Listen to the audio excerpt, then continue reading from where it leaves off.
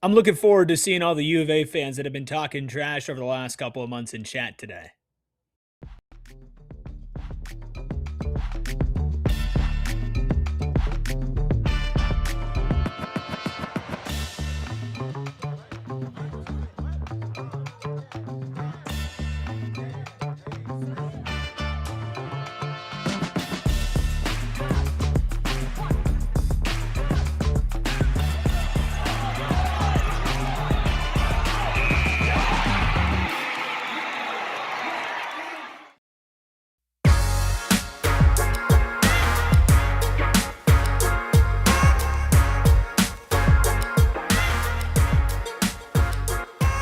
Happy Thursday and welcome into the PHNX Sun Devils Show. I'm Anthony Topcher, joined as always by Senor Rubis. We got the Deli Man behind the Mac making all of the magic and noise happen. Hit that like button, hit the subscribe button, drop a 5-star review wherever you get your podcast. BC in the chat, Emily in the chat. For everyone else that's in the chat, that listens afterwards, that listens at 2 a.m. when you can't sleep, first off, go back to sleep. What's that in your closet? There's something under your bed. Stop scaring the viewers. Second of all, there are bugs under your skin. There are bugs under your skin. There are Whatever bugs you're under your worrying about is going to be the worst thing that's ever happened to you in your entire life. You're not overthinking it. hit the subscribe button. We are less than 600 subscribers away from 50K right here on the PHNX Sports YouTube channel, and we got a ton to get into today. We are talking women's hoops. We're talking high school football to ASU and to a former Sun Devil who is dominating the Senior Bowl. All of it, Rubis, in just an hour. Wow. How can we do it? With the help of the Deli Man. Yeah. That's really the only reason why we do this. Where do you want to start, Rubis? We got a plate of appetizers. Over here, we have a beautiful we've got a meatball named Iheanachor who's just dominating in Mobile, Alabama. I think we've got an appetizer meatball. I think my mom read me that book when I was trying to fall asleep when I was a kid. Yeah. Iheanachor the meatball. So yeah, we can talk about Iheanachor the meatball. We can talk about a plate of spicy olives that is no longer going to be in Tempe. They're actually going to go to Washington instead. It's no longer on the menu. Or we can talk about, I don't know, some dubs that Molly Miller and company got. Where do you want to start? Let's start with U of A's new sleep paralysis demon, Molly Miller, and the Arizona State women's basketball team, because it's always great to get a win over U of A in anything, but I think specifically with the momentum surrounding this women's basketball program, I think with the buildup, with the fan turnout last night, with the fan turnout this whole season, the support that this program has gotten, it was pretty important to pick up a win off the bat against your rival school, and quite frankly, a school that Arizona State has not had a great amount of success with this school athletic calendar year. Between losing the Territorial Cup in football, obviously you play them in men's basketball on Saturday, but you lost to them at their place about a week and a half ago. It's a new year, Rubis. Why are we talking about the old stuff? Well, I'm just saying that this was a big win, and this was a big win for the program. It was a big win for the fans, and it was a fun win as well. Yeah, I mean, let's just call it what it is. It's Arizona State beating Arizona in basketball, right? I know it was your cold open. We're a basketball school. I know it was the cold open, right? But like, where are all the trolls that live under the bridges in Tucson that have this YouTube channel open, ready to rock at 1 o'clock every day, saying, hey, guess what? You suck at basketball. Did you know it's basketball season? Why are you talking about football? Bobby Hurley, lifetime contract. Where are you? Because last time I checked, the most recent dub in basketball was Arizona State over Arizona. Molly Miller did it in her first time against U of A as a Sun Devil head coach. Set a student attendance record for women's basketball at DFA. Like, come on now. 18-4 on the season. Becky Burke ain't got nothing on Molly Miller. Let's just call it what it is. Let's be honest. Quite literally. And, speaking of Becky Burke, and we'll hear from Molly in a second, but you mentioned, student record at DFA, a great environment and a great arena. And, Becky Burke was given the opportunity to be a gracious loser instead of a sore loser, and she didn't take it when asked about playing in front of that type of crowd. It was great. I'm happy for him. We play in that environment every night. No, you don't.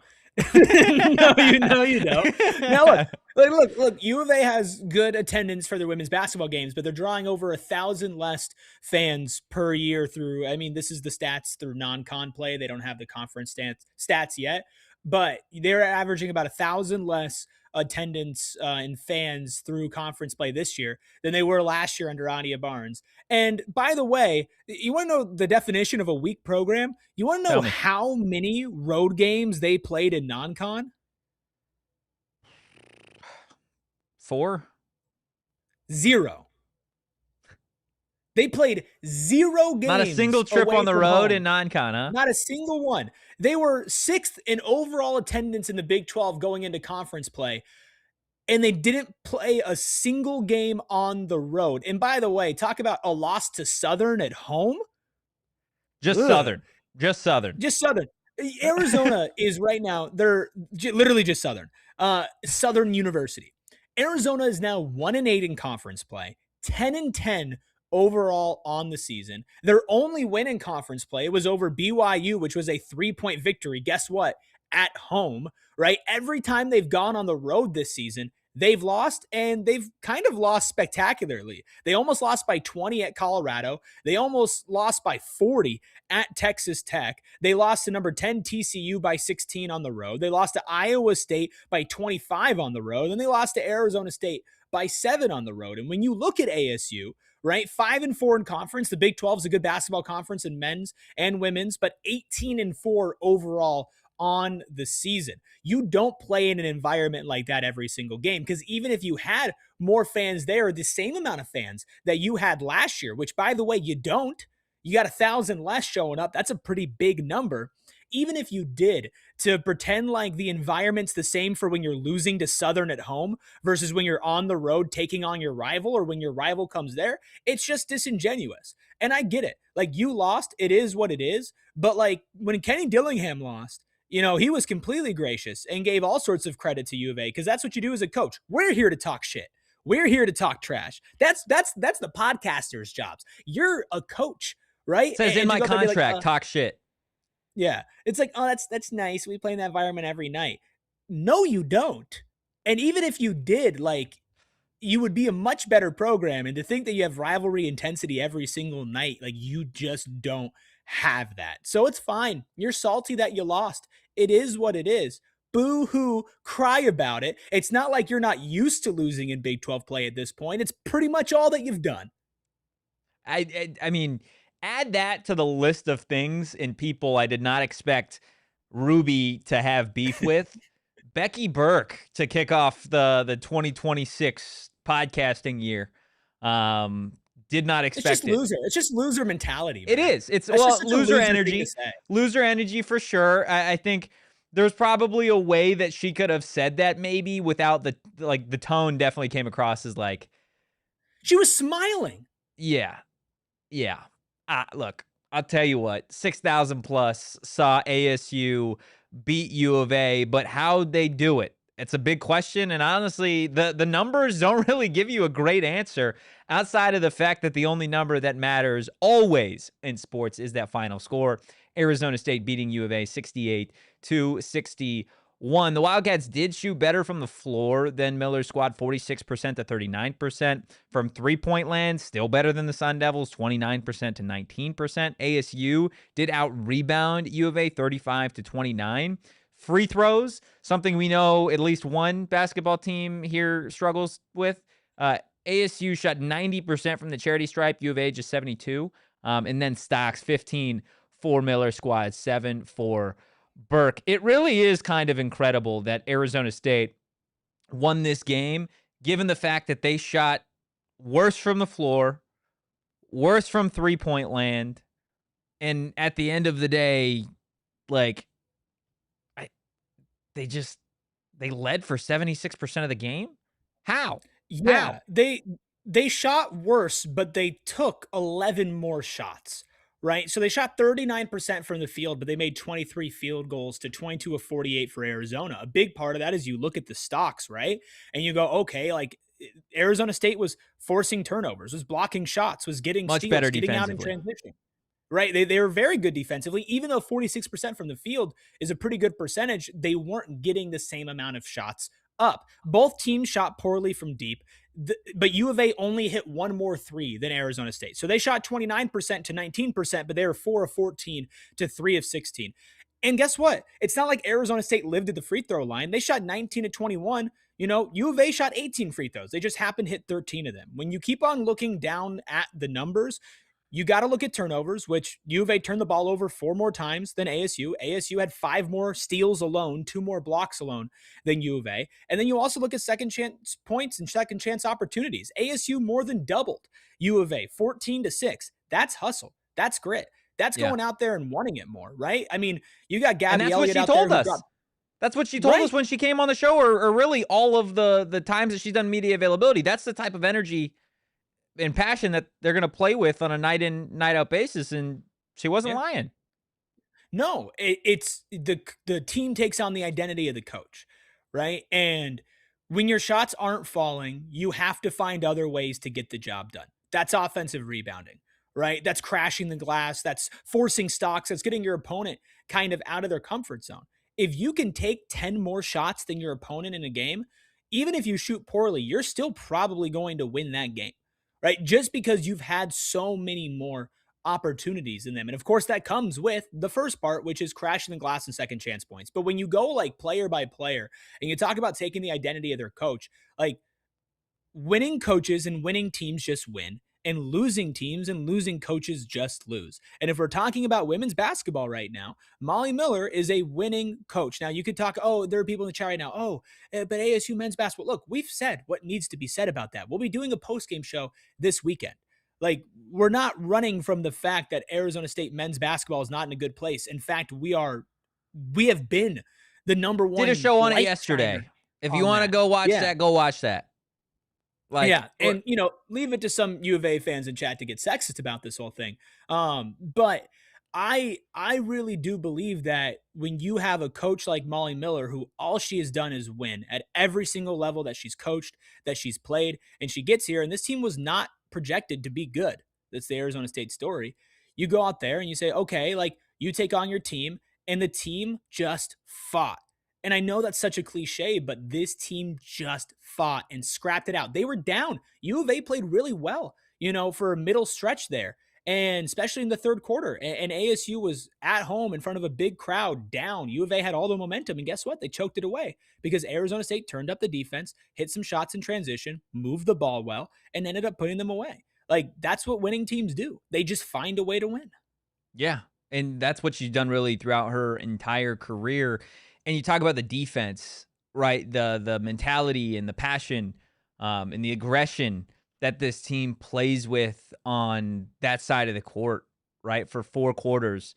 And Arizona State outscored U of A in every single quarter except the third, right? Coming out of halftime, U of A had a little bit more pep in their steps. Some shots were falling that weren't falling in that first half. Their highest scoring quarter of the game, 23 points, right? Compared to what they did in quarters 1 and 2, where they had 13 apiece.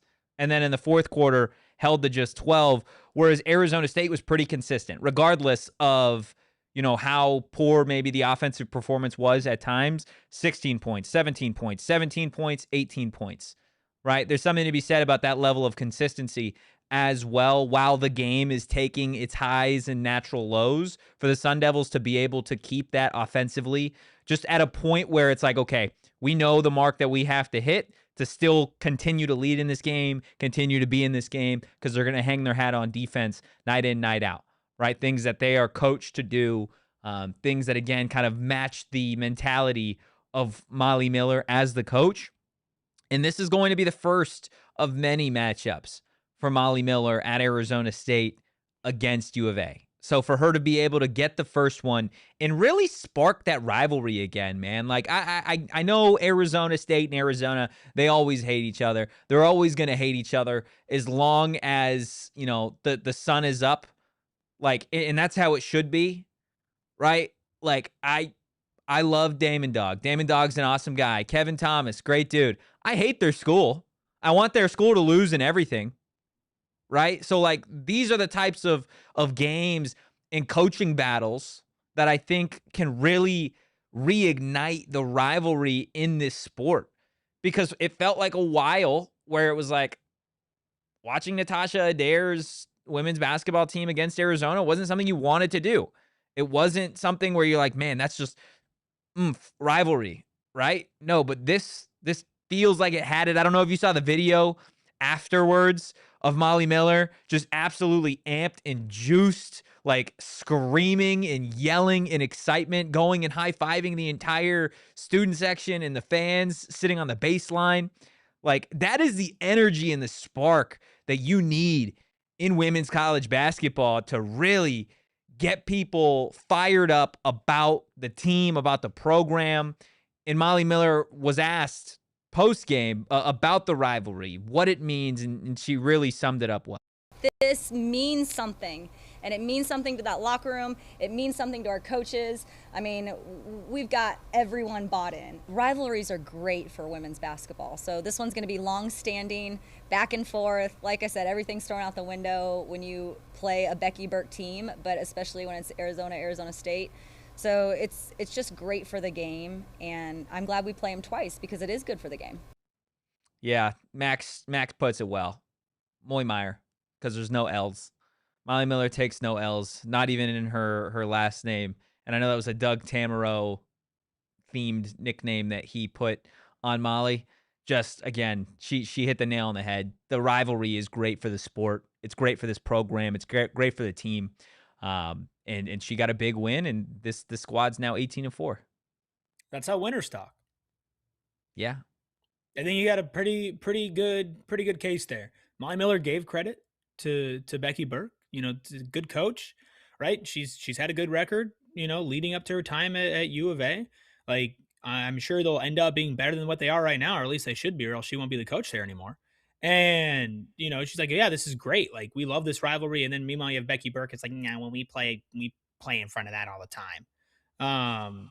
It's just, yeah.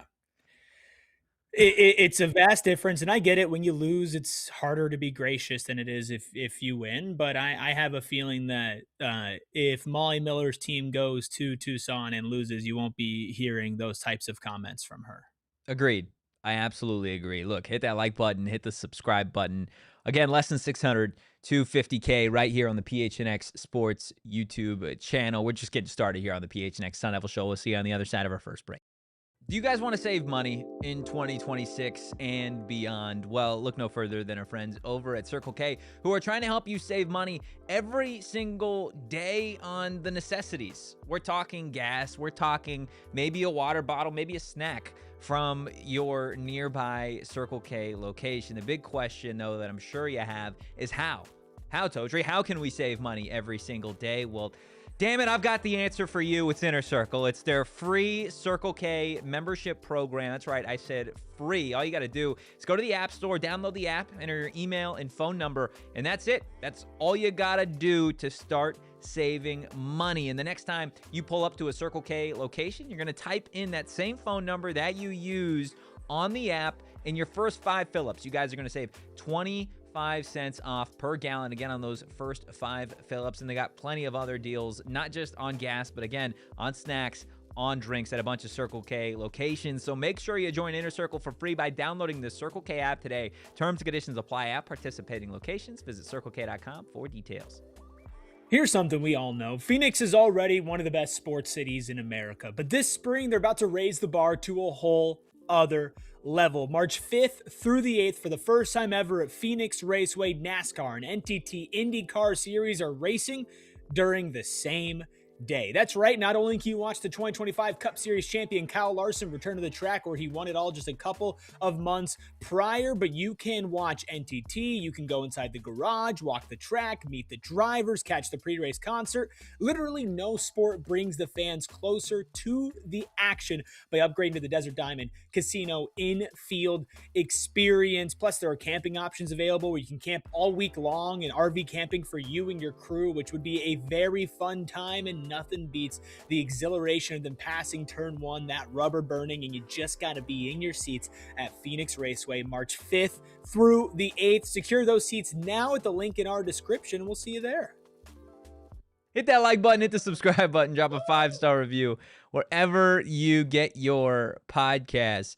Rubus, I just have to call this out. Nobody else can see this, but we can see how you join the chat, like what name you have. And I didn't realize you were Eggman Boy today. Yes. I specifically pick names based off of things that we've talked about or that we're going to talk about, and I change it almost every time that I join. I see it. I see it every day. I've seen it. I see it all the time. But this is just like, I didn't expect Eggman Boy to be, because that's kind of, what's the word I'm looking for in grammar where you got two things next to each other? Man boy, like it's not. No, anybody? Nobody's gonna help me here, huh? Sure. I couldn't. Yeah, that sounds about right. That's not it. An oxymoron is when you contradict yourself, though. He is contradicting himself. He can't be a man. Oh, and man a boy. boy, yes. Yeah. I thought you were look at saying me like egg I'm man. an idiot. Can't be an egg and a man. I mean, hit the like button. Okay. So, Molly Miller, Arizona State women's basketball gets a big dub. Arizona State football gets a little L. Kind of an L, kind of a dub in a couple different ways. Let's start with the quick little L. Zarek Sidney, a golden ticket recipient, announced his commitment to Washington today. He's going to join Jed Fish and the Huskies in Seattle. Stinky, rainy Seattle, right? That's what it's called here. No. Kind of a bummer. Arizona State couldn't land a big-time in-state recruit. Still plenty of opportunity, still plenty of golden ticket recipients out there in that class of 2027 that haven't announced their respective commitments to this point in time. But, Eric, it would have been nice to continue to cycle in some of these, what you love, 4- and 5-star type players into your 2027 signing class. Yeah, it's unfortunate. I mean, we talked about this a couple of days ago about, one of these golden ticket guys has to stay, right? Because then it's like, what are you doing with the golden ticket? Just one. And, it's weird how well UW can recruit here locally. Yeah. I don't know why, man. I don't know what it is. I don't know why either. But again, like, Kenny's talked about this, and we've talked about this a lot, where it's like, a lot of times, like, kids want to go experience something new. Yeah. Right. And Washington's a very different place. Plus, they have Big Ten money well, which is different than Big 12 money. It's unfortunate, though. I'm not worried about this individually, but it's one more off the board when it comes to your golden ticket recipients. That was a very cool, fun, innovative idea. Hashtag #1 in innovation that Kenny Dillingham and the staff put out there. And okay, if you do it once, you don't get anybody. Do you do it twice? And if you do it twice and you don't get anybody, at what point does that become a negative where it's like you're putting the spotlight on it as well, right? Yeah. If this was just another top kid in the state committing to UW, we would still be talking about it. But it's different when, okay, this is a golden ticket recipient, right? This is a guy that this program went out there and said, we are only giving out 6. We're giving out 6 of these to guys in the states to the basically, you are the players that we want the most. Yeah. And if you can't get any of them, then you put like kind of this added spotlight and pressure on what you're actually doing with those golden tickets, and the results become that much more important. Yeah, I mean, the results are always going to be important, right? That's just sports in general, and we've had this conversation a number of times. Like, all the talk is fun. It's great for headlines, great for us. But, like, you at a certain point need results, not just with winning, but with recruiting as well. Right? And at the end of the day, wins are the only thing that matter. That's it. That and the final score, right? Like, that is ultimately what you are going to be judged on week in, week out, month in, month out, year by year. That's it. Now, as somebody who watched the commitment, which first off, the broadcast for it was just completely fumbled, technical difficulties, a whole thing. But when he was asked kind of what stood out about his decision prior to making the announcement, he said two things that stuck with me. He said development, and he said early playing time. And we know, first off, that Kenny Dillingham doesn't guarantee playing time to anybody.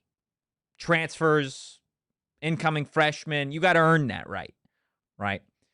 And early playing time, just based off of what I'm thinking of, right, is I want to come in and have a potential impact year one, potentially year two.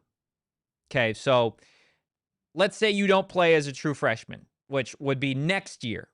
Reed Harris is gone at Arizona State because he's technically got 2 years of eligibility left. If he has a great year this year, I'm sure he goes pro. Omarion Miller's gone. All your Jalen Mosses are gone. It's your Jaron Hamilton, your Young Bucks. So that would be your time to come in and compete, right? Yeah. Your time to come to Arizona State and compete and earn that role. You know who else I'm sure really, really wanted early playing time? Raiden Vinesbright, Washington wide receiver, who played a little bit as a younger player at UW. Ultimately didn't necessarily get the run that he wanted to find a new home. You know where that new home is? Tempe, Arizona, with Kenny Dillingham and the Arizona State Sun Devils. And that's early playing time. It's not like Kenny goes out there and says, you're not playing, right? It's not like you have this conversation with Hines Ward and it's like, you're not going to play as a true freshman. Why would they say that? If a true freshman earns the opportunity, then they must be one hell of a freshman athlete. So come earn it. Don't run from the competition. Don't say early playing time is like you're going to get guaranteed that at UW, because I would be pretty surprised if you got guaranteed that anywhere in the country. Coaches will tell you what you want to hear all the time. And then you get on campus and you're enrolled and it tends to be a different story. And then the second thing, development. Eric, do you know who Washington's wide receivers coach is? No. Shane, do you know who Washington's wide receiver coach is? No? Me either. You know why? Because it's not Hines Ward, Super Bowl MVP, future Hall of Famer at the highest level of the damn sport. Did UW recently have a wide receiver that was going to be going top 10 in the NFL draft? No, that's Arizona State. My bad. Jordan Tyson. Completely forgot about that, right? What about, I don't know, did Washington get two of the highest rated wide receivers in the portal because they wanted to go play and get developed in Seattle? Oh, no, that was also Arizona State, Reed Harris and Omarion Miller. And I don't want to sit here and just say, shame on you for picking Washington, because this kid could very well go to Washington and have the greatest career ever, and I wish him nothing but the absolute best wherever he is playing. Would never wish that a high school athlete makes a decision and I say that that's, bad for them, whatever. But at the end of the day, we can't sit here and say development is the reason why you're going to go to Washington. Who was the last Washington wide receiver who did shit? Rome Odunze, not under Jed Fish, right? Under Kalen DeBoer. As long as Fish has been there, has anybody done anything at wide receiver? No. So don't sit here and tell me development, man, because it's not development. If you want to get developed, you're going to get developed here at Arizona State with Hines Ward. Like, that's just, again, just the truth. Just the truth. Sure. And I totally understand that. And I do think that, for somebody, if you're going to specifically reference those things, then okay. Like, yeah, Arizona State has a good pitch with that. But honestly, when somebody says development and early playing time, those things probably go hand in hand, right? And you are going to have a hard time seeing the field here, if we're being completely honest. Like you are as a true freshman. I get it. If you're better than everybody else, that's great. The reality is you're not going to be better than Reed Harris. You're not going to be better than Omarion Miller. Are you better than Derek Eusebio and other guys that have been in the system for multiple years at this point? and are older and stronger and faster and know the playbook, are you going to be able to do that at 18 years old? Probably not, honestly. Like, we're not talking about the number one wide receiver in the country, right? And I think he's going to be good, but that doesn't mean that like you're just going to walk in somewhere and get playing time, right? And look, I'm not here to poop on UW. I'm just here to say that I'm sure it came down to where can I play, because playing leads to more NIL, which is not a bad thing if a player wants that, right? They want what's best for them, which is NIL and playing time so that they can prove themselves and go to the next level, right? And then look, there's Big 10 money and there's Big 12 money. I'm sure the Big Ten's got a little bit more to offer, especially to their wide receivers, than Arizona State does right now, simply because Arizona State is paying a whole lot of money for their wide receivers. Again, every kid has their own path. Decision for you may be, it may be the right thing to go to Washington. It may be the right thing to go to Arizona State. And I, again, don't want it to get misconstrued like we want this kid to fail, because that's not it. Love to see Arizona kids specifically succeed at a really high level. But certain things like development, you're not really going to go anywhere else in the country and have, maybe better coaching at that position than you would at Arizona State. Just, again, Sure, throwing that out there as a thing. But again, that's a minor L for the coaching staff. What I will say is there are a number of 2027 guys set to visit this weekend at Arizona State. I know earlier in the week we kind of had talked about Burrell. I know Zion White is on that list. There was another one that was announced today. I want to say it's Tyson Johnson, a California product, 3-star wideout, set to visit this weekend. Upwards of 15 to 20 class of 2027 kids set to visit the Sun Devils in Tempe this weekend. How important do you think it is, Eric, for this coaching staff to get an early start on some of these class of 2027 guys in terms of their commitments? Of course, early signing period is in December, so you're still 11-ish months away from that. But as it stands now, Arizona State, with just the 2 commits. It's less important than it was a couple of years ago. I'll tell you that. It's less important because high school recruiting just in general, especially with the transfer portal, is just not at the same point as far as importance goes, but it's still very important from a couple of perspectives. One, you want to get young guys in, you want guys committed, and you want guys committed here for a while, right? Like Jake Fetty's been committed here for a while. He knows he's going to be here. Like there's a certain buy-in with that. There's a certain like test of your mettle with that. Like, hey, like how in on this are you? Right. And then there are also chances for these guys to grow and to get better too. So at that position with these premium guys, like, yeah, it's important for sure. I'm not going to panic. It's not the end of the world, but how you get a successful program is you do everything well. You recruit high school well, locally and not locally, right? You do the transfer portal well, and then you internally develop well. You got to check all those boxes. And you're continuing to go up on that trajectory, like we've been saying earlier this week about, these high school classes and everything of the sort. But that doesn't mean that you could just become complacent. So it's not the end of the world.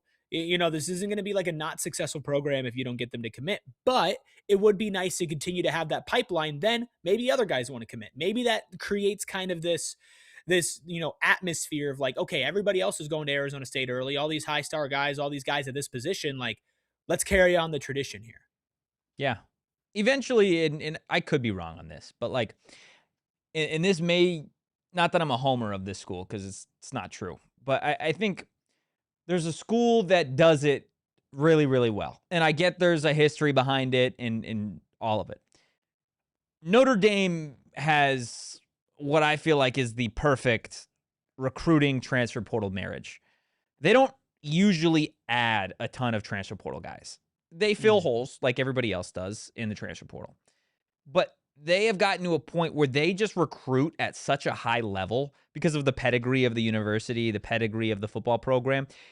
And I don't know if Arizona State could ever get to that level. I don't know if any school ever could get to that level, right? But it's a weird balance to look at what they do versus what other teams in college football do, right? Because we're sitting here, Arizona State's added like 30 transfers. They've got 20-ish, 22-ish kids that they got in the class of 2026 versus some other schools that retain a bunch of talent. Not that Arizona State hasn't, but think about it. Recruiting guys year over year at the high school ranks, top shelf guys, keeping them in the program, truly developing them. And then when somebody does ultimately leave, you've got the backup right there. You've got the replacement right there. They do pretty much old school type of college football, still supplementing it with the transfer portal. So for Arizona State, getting back to like the class of 2027, is this a monster weekend? Of course, right? Like this is going to be a massive impression on a lot of these kids, on a lot of these class of 2027 guys who are eventually going to make their decision on whether or not they want to be Arizona State Sun Devils long term.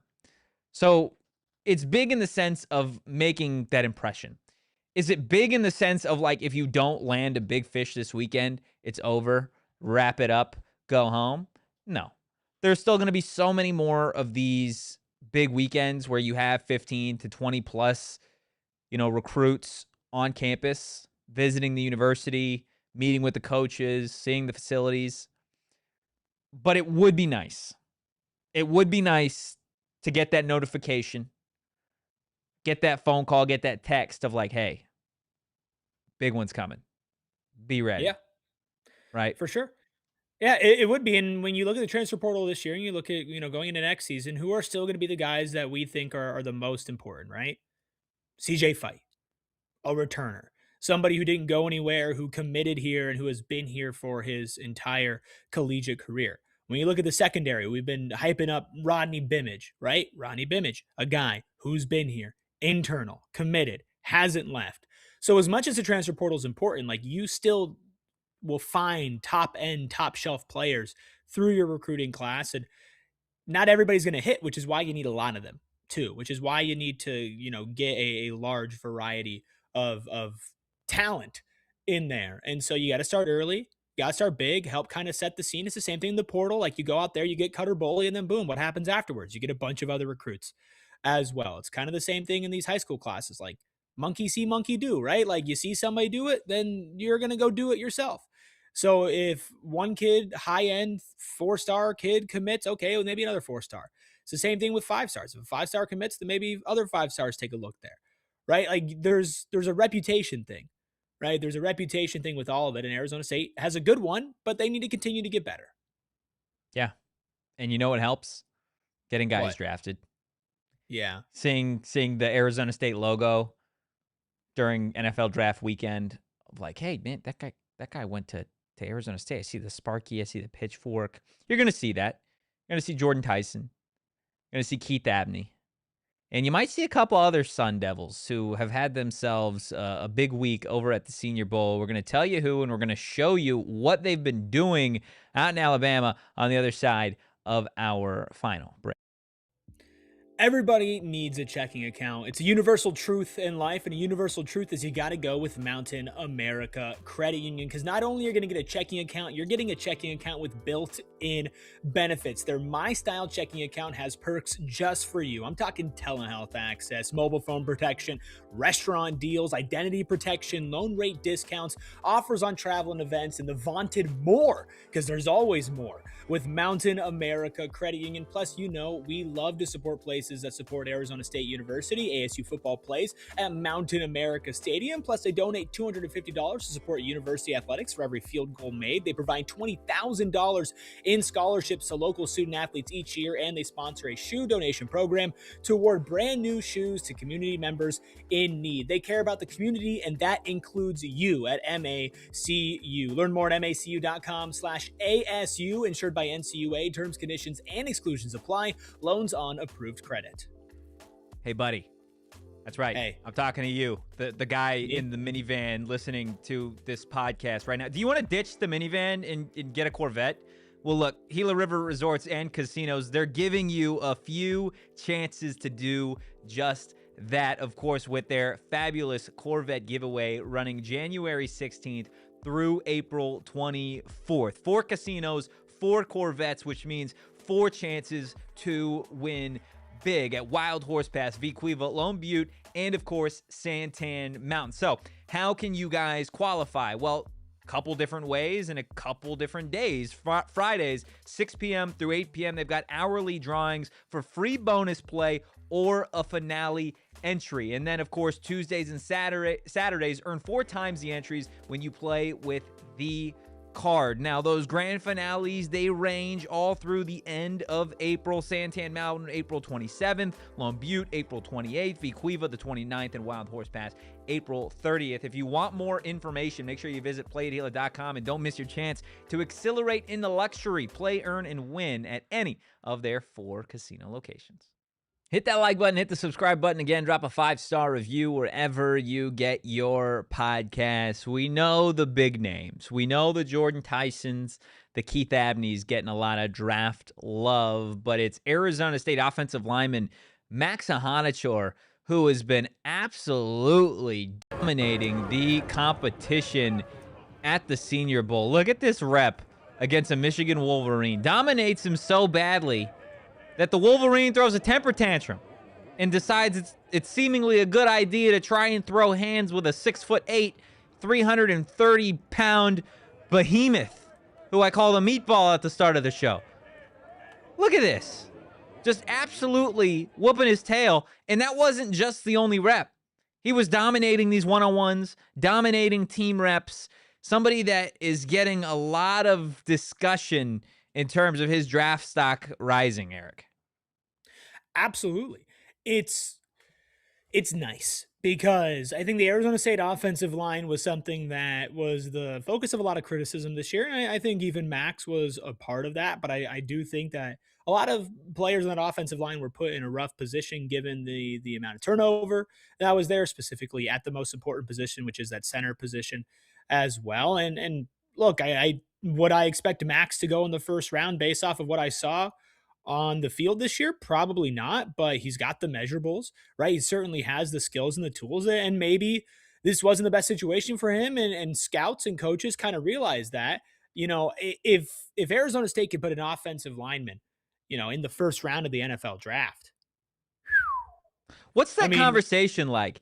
Let's again, join me in La La Land. I'll hold your hand as we walk through the portal. Max Iheanachor hears his name get called in the first round. What are we the following day coming on this show saying? Of course, giving credit to Max, saying all the great things, right? But what's the conversation about that 2025 season then, if that's the case? Not just for him, but for the team. You tell me you had a first-round receiver, a second-round corner, and a first-round offensive lineman, and you went 8-5? I mean, you look at everything else, right? I mean, you look at all the other injuries, losing your quarterback. I mean, we all talked about the problems that the offense had. And look, one of the problems of the offensive line was there was laundry everywhere, right? And Max was a part of that, right? Not the worst culprit, but a part of that. And I don't think anybody will argue with the fact that based off of the talent that you had on this roster, that you should have gone what you went as far as record-wise last season. I think we've already known that. They already had a lot of talent with that. If that's added to the conversation, then it just looks worse on that season. But on another level, when you look at putting players in there, you're looking at, okay, Cam Scadaboo got drafted to the NFL, became an NFL superstar overnight, obviously got injured, but has a bright future, right? You got Jordan Tyson, who's going to be going in the first round, possibly the top 10 of the draft upcoming here. Okay, well, there you go. There's a wide receiver, first-round talent. Then you got Max Iheanachor. Okay, you just put an offensive lineman in the first, maybe second round. You just put Keith Abney, right? A corner, maybe in the late first, second round. Sam Levitt was a guy who got put on the map here. He might end up being the number 1 overall pick. He might end up being a first-round quarterback if he plays well at LSU next year. That is a huge, huge amount of guys that you can look at as top-end draft talent where, again, some of them had been here for a long time, some of them developed, and some of them transferred in. You have a good mix of all of them. And so it's a great thing if he goes in the first round for Arizona State. I know that it makes last season a little bit tougher of a pill to swallow, but I think that's just because Max kind of tests out really well. He'd be playing alongside hopefully a better offensive line, as a unit. And I'm not trying to hate on the guys that were out there. There was a lot of injuries, but a lot of turnovers and a lot of young guys too. It just doesn't seem like they were ready. So if he goes in the first round, that's great. Yeah. It would be incredible if he did. I would be completely and utterly shocked if Max Iheanachor Yeah. was a first-round pick in the NFL draft. Somebody that at this point in time certainly looks like he's going to get drafted. Oh, yeah. Especially if he continues to like build up this hype, right? Let's say he has an actual good Senior Bowl game. Let's say that he tests again really well at the combine, does really good interviews, has good visits, good workouts. Then certainly this is somebody that we could see get their name called during the 2026 NFL draft. One of many Sun Devils. Again, we brought up Tyson and Keith. I'm sure we'll talk more about them as draft season inches closer. But some other folks in the chat talking about Ghost Rouser also getting some hype and building some steam. People I think are going to fall in love with him too, especially the tape on Ghost Rouser. Just what he's capable of doing as a do-it-all safety. Especially in today's NFL, the next level, kind of what you're looking for at that position. So it's going to be a big, like there are things that you do, I think, as a team, as a program, as a coaching staff, that because you do them so well during the year, you get the offseason hype. You get the offseason discussion. You get recruits sitting on their couches being like, oh, I know that logo. I know Arizona State. I know Kenny Dillingham. Right? Like the Michigan thing was one thing. All that offseason 2-week discussion of like, he's going to Michigan. He's going to Michigan. The Michigan fan base, all of Ann Arbor, like drooling in need of new shorts because of how excited they were about potentially getting Kenny Dillingham to go be the Wolverines head coach. Right? Then you get draft season where Jordan Tyson's a top 10 pick. Keith Abney's getting drafted. Max Iheanachor is getting drafted. Ghost Rouser's getting drafted. Keyshawn Elliott's getting drafted. And it's just like, okay, Arizona State, Arizona State, Arizona State, Arizona State. And then you get to the season, and there's so much hype, so much excitement, right? So, like, the things that you do during the year that pay off in the offseason are, I think, again, a good example of, like, how this staff is working when they're not working, if that makes sense. Yeah, it does. It's a slow burn. It's a slow roll because this stuff doesn't happen overnight. And again, I think we kind of got a little spoiled with that Big 12 championship instantaneously. And I think that can accelerate a lot of things. And it did accelerate a lot of things. But this type of stuff to where you want to be as a program, like it takes a long time. Right? You got to be a school that's consistently doing this for a decade or at least half a decade to really be looked at as a consistent force in college football. And Yeah. so if you're going to be that team, if you're going to be the guys that, okay, Arizona State's an NFL factory, guess what? Having one good year of guys going to the NFL, like that doesn't do it. I know that Arizona State's had talent. There's, Rashad White, and Brandon Ayuk obviously is at a rough point in his career, but he was a guy that a couple of years ago was, a star receiver, and ended up getting money after being in the doghouse. I think you meant, but I think you meant rough point in his life. Yeah. Ricky Pearsall, who obviously transferred away from ASU, but was an ASU product. Jaden Daniels, who was an ASU product. Like, you've got guys that, okay, maybe it's not always the ASU logo next to their name. Like, Sam's not going to have an ASU logo next to his name, but everybody will know that he had played for Arizona State. I think we need to have a conversation about ASU wide receivers going to the draft. Sorry to cut you off, Eric. This got my brain thinking. Not good. If Jordan Tyson doesn't pan out, you had one get shot right when he got drafted. You had one. I don't know what. Technically, he got shot after being at Florida. True. Yeah. True. So, you had one get shot after he got drafted. You had one. I don't even know what's going on with Brandon. Lose his mind. Yeah. Hope he's okay. N'Keal Harry just turned out not to be very good. Yeah. That's Frank Darby's not Frank here. Darby was on the Falcons for a bit. He didn't do anything. Yeah. No, but he was on the Falcons. Anyone else? Any other Arizona State wide receivers? Elijah Badger is playing for the Argonauts or something like that, right? Really? He's playing for like a UFL team, actually, not a Canadian team. Cool. Yeah, Arizona State wide receivers don't usually turn out well. Here we go, Jordan Tyson. A lot's riding on Jordan here. I would be, color me shocked. I'd be devastated. Shocked, devastated, chevastated? Chevastated? Nope, don't do it. that's going to do it for today's episode of the PHNX Sun Devil Show. Hit that like button, hit the subscribe button, drop a 5-star review wherever you get your podcasts. If you want to keep up with all of the Arizona State content throughout the weekend and really forever, well, give the show a follow at PHNX_Sun Devils on Twitter. You can do it on Instagram. You can do it on TikTok. You can follow me at Anthony_Totri. You can follow the Lister, also known as Eric Ruby, at Eric Ruby. That's Eric with a K on social. You can follow the Deli Man at Shane Deef. Cutting Ruby off and not letting him finish his thought as always. And we will see you guys on Saturday for an Arizona State men's basketball postgame show. No show Friday. Postgame show on Saturday. We'll see you there. In the meantime, go Devils and peace. Man,